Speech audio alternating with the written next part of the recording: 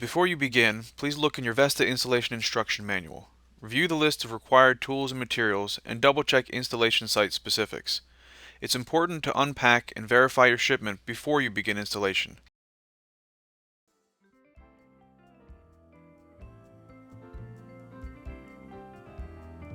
Begin by unboxing all of the contents.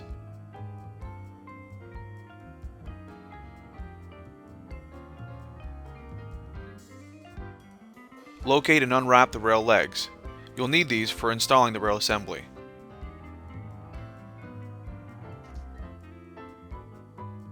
The rail assembly is located in the largest box. Remove it from the box and place it at the bottom landing of your staircase.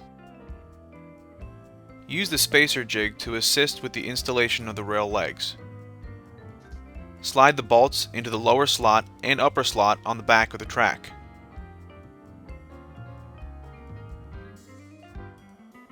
Then tighten them firmly to the rail legs with a lock nut. Install 2 rail legs to the rail assembly in this manner. Once tightened, the bottom legs should support the rail assembly, and you can begin to install the rest of the track. Loosen the splice bars and slide them into the track.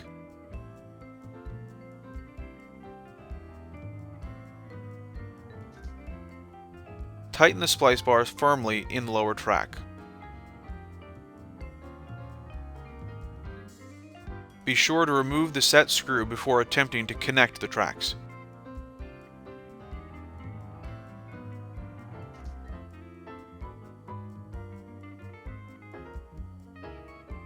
Connect the tracks, finish tightening the splice bars, and reinsert and tighten the set screw.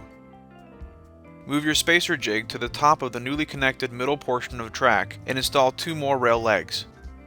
Be sure to put a rail leg at the bottom of the middle track just above the splice bars, and one at the top of the middle track to support the top track we'll be adding next.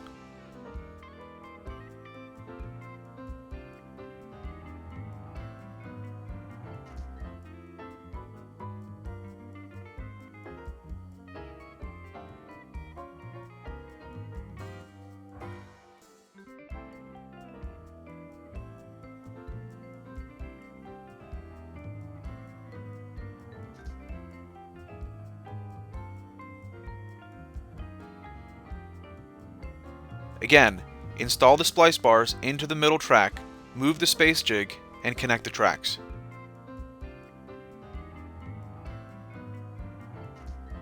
Finish installing the remaining rail legs. Make sure there is a rail leg at the top and bottom of each piece of track on both sides of the splice bars.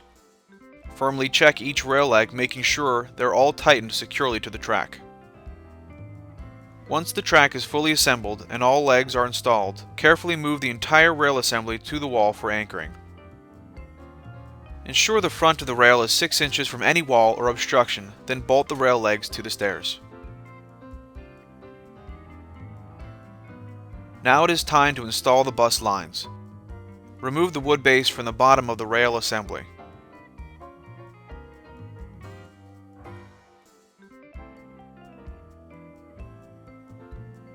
The copper charging strips are installed from the top of the track by simply feeding the strip into the bus line in the track.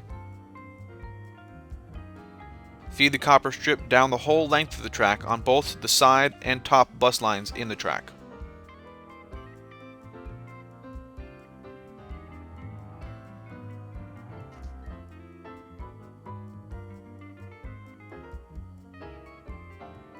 Once they are both installed the whole length of the track, remove the temporary tin bus line guide on the bottom of the track.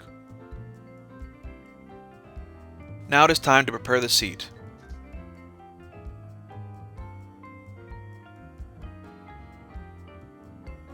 Remove the cover of the motor housing using a Phillips head screwdriver.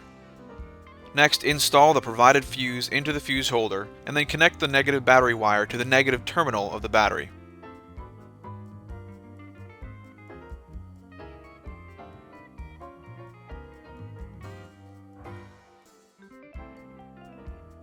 Using a level, make sure the footrest is level and then firmly tighten the 3 nuts.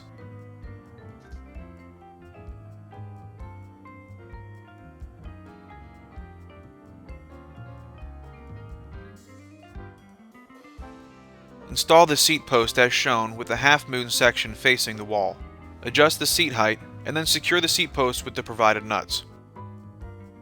Next, attach the front cover, plug the cover diagnostic LED cable into the front cover, and then screw the cover onto the motor housing.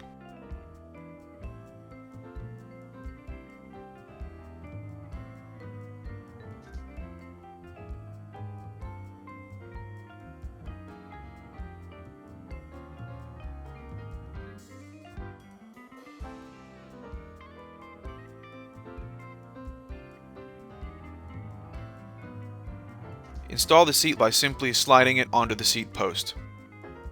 It should be a fairly tight fit. Remove the temporary rocker switch and plug the seat cable into the motor housing.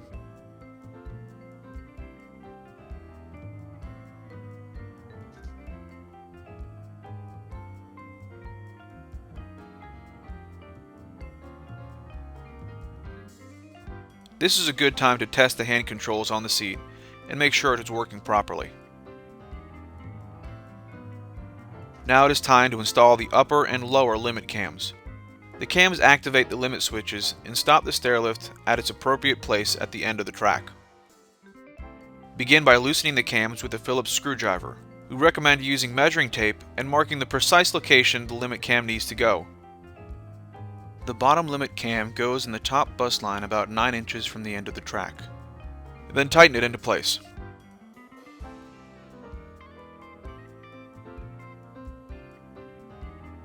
The top limit cam goes in the top bus line and goes about 2 inches from the end of the track.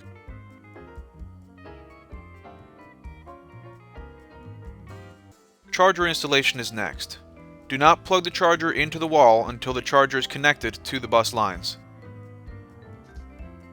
Connect the black ground wire to the side bus line. The female terminal will slide onto the metal strip. Then connect the red positive wire to the metal strip on the top bus line. Route the wiring behind the track using the lower bolt track, then place the lower track end cap on.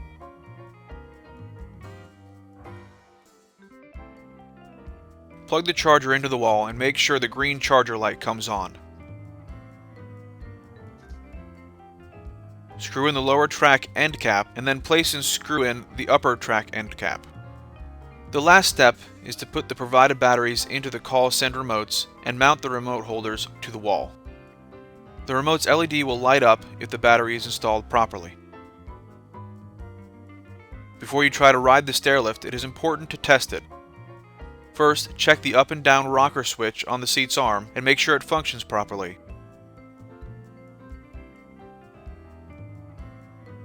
Next, test the call send controls and make sure that the stairlift moves up and down the track properly.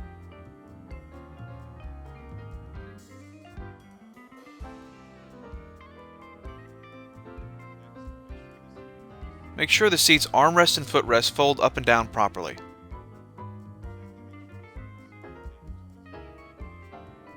Check and make sure the swivel seat rotates to the 0-degree position, the 45-degree position, and the 90-degree position.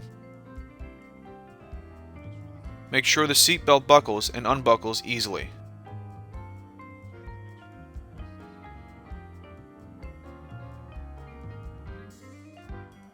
Check and make sure the footrest sensors work properly. The stairlift must stop when it comes into contact with an object on the stairs. A piece of wood or a solid object will work fine for testing this.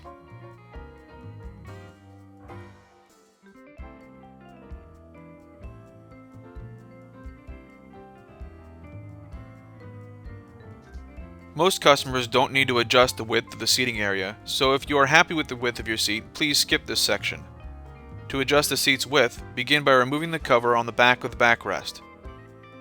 With the cover off, locate the 2 hex bolt nuts, remove them, and set them aside. Next, flip the seat base up, locate the 2 hex bolt nuts, remove them, and set them aside. The tubes holding the arms may be a bit snug, so please be patient. When you've adjusted them to your liking, reinstall the upper and lower hex bolt nuts, and then reinstall the plastic cover on the seat backrest.